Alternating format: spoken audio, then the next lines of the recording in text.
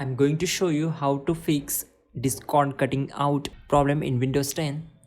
Right click on Discord and select run as administrator. Then click on S. On this window, click here and just click on server settings. Then from here you can select a server region. Okay. Now close this. Now click on user settings. Then select voice and video.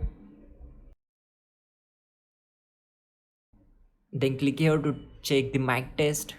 Select this and select your input device and again try to check your mic test.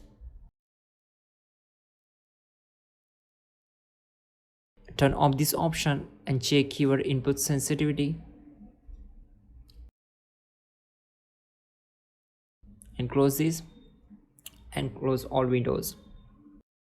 On the right bottom side, right click here and select on troubleshoot sounds. Wait for some time. Then click on OK and close this window.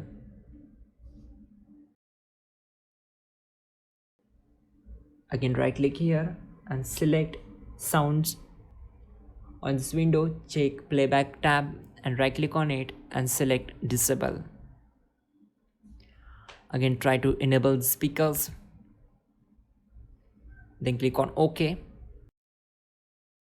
Restart your system and your problem will be solved. You're good to go.